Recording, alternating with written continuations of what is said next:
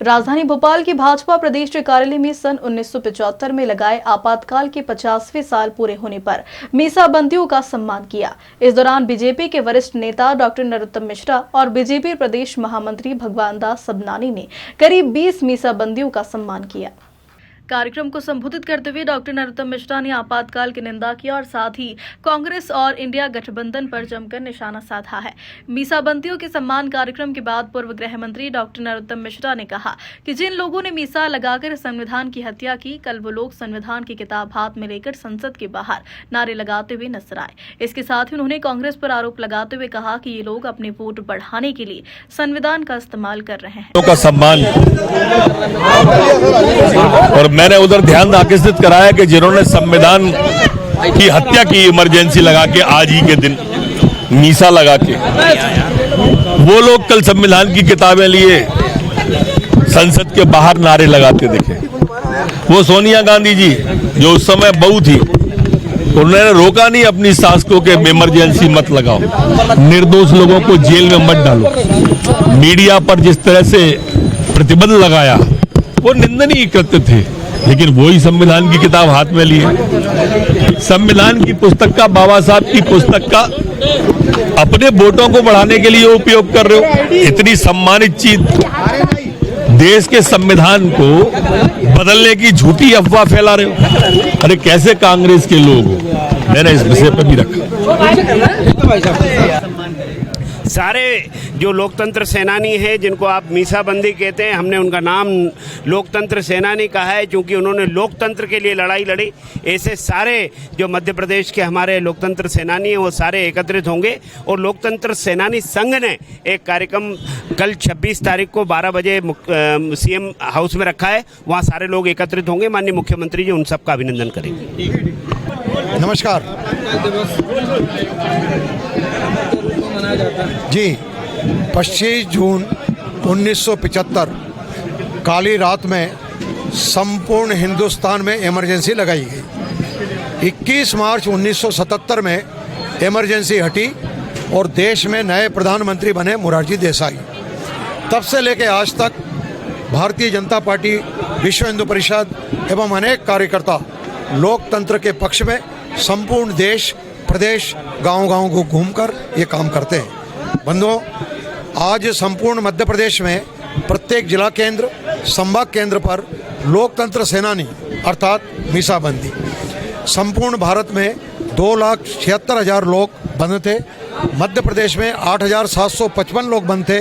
वर्तमान में अधिकांश लोग और स्वर्ग सिधार गए, अधिकांश, क्योंकि बहुत पुराना समय हो गया। आज 49 साल पूरे होंगे। 2025 में 50 साल पूरे हो जाएंगे। आज बहुत कम लोग बचे हैं। मध्य प्रदेश शासन की ओर से सबको ताम्रपत्र भेंट किया गया है हमारे पूर्व मुख्यमंत्री अश्वस्ती शिवराज सिंह जी चौहान के द्वारा। जो ताम्रपत्र रह गए हैं वो भी अभी कल बांटे जाएंगे। कल मुख्यमंत्री निवास पर प्रत्येक वर्ष परंपरागत के अनुसार प्रत्येक वर्ष मध्य प्रदेश के समस्त मीसाबंदी, उनके परिवारजन सबको एकत्रित करते हैं हम लोग। माननीय मुख्यमंत्री के हाथों से सम्मान किया जाता है और माननीय मुख्यमंत्री जी का उद्बोधन होता है। हमारे वर्तमान मुख्यमंत्री मोहन जी यादव के द्वारा कल मध्य प्रदेश के 1500 लोकतंत्र सेनानी अर्थात मीसाबंदी, उनके परिवार को बुलाया गया है। आप भी आमंत्रित हैं, पत्रकार बंधु भी आमंत्रित हैं। मेरा नाम तपन भौमिक, मैं मध्य प्रदेश लोकतंत्र सेनानी संघ का अध्यक्ष हूँ। 50वां वर्ष है उस काले दिवस का। आपातकाल लगा करके 25-26 जून की दरमियानी रात को लोकतंत्र की हत्या करने का काम इंदिरा गांधी और कांग्रेस पार्टी ने किया था। उस समय के जो मीसाबंदी, जो लोकतंत्र सेनानी हैं, जिन्होंने लोकतंत्र की रक्षा के लिए 19 महीने जेल में बिताए, ऐसे लोकतंत्र सेनानियों का सम्मान भारतीय जनता पार्टी के नेतृत्व ने किया है। प्रत्येक जिला केंद्र पर, प्रत्येक संभाग मुख्यालय पर यह कार्यक्रम हुआ है। उस समय की विभीषिका की जानकारी आज की पीढ़ी और आने वाली पीढ़ी को मिल सके, ये इस कार्यक्रम का उद्देश्य है। जो लोग संविधान बचाने की बात करते हैं, उन्होंने ही लोकतंत्र के चारों स्तंभों को गिराने का काम 1975 की 25-26 जून की दरमियानी रात को किया था। श्रीमान प्रधानमंत्री नरेंद्र मोदी जी ने जो कहा है लोकतंत्र के ऊपर बहुत बड़ा धब्बा है आपातकाल का दौर। और ये ऐसा काला समय है जिस समय को पूरा देश आज भी याद करके सिहर उठता है। कांग्रेस को माफ़ी मांगना चाहिए। आपातकाल उनके द्वारा की गई जो जातियाँ हैं, जिस प्रकार के जख्म उनने दिए, कई परिवार तबाह हो गए, कई प्रकार से कष्टों के कारण से वो दौर बहुत ख़राब माना गया है।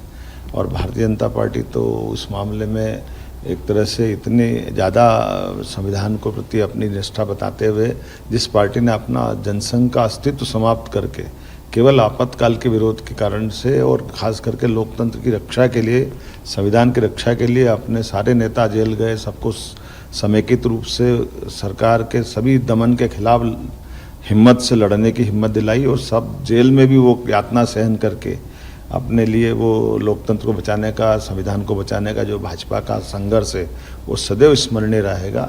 मैं मान के चलता हूँ कि यशस्वी प्रधानमंत्री ने जो कल कहा वो अक्षरशः सत्य है कि अब माननीय मोदी जी के नेतृत्व में न केवल संविधान की रक्षा बल्कि आने वाले समय में उस काले अतीत को दोबारा कभी जीवन में भारत में लागू नहीं कर पाए, ऐसा अनुकूल माहौल माननीय प्रधानमंत्री बना रहे हैं।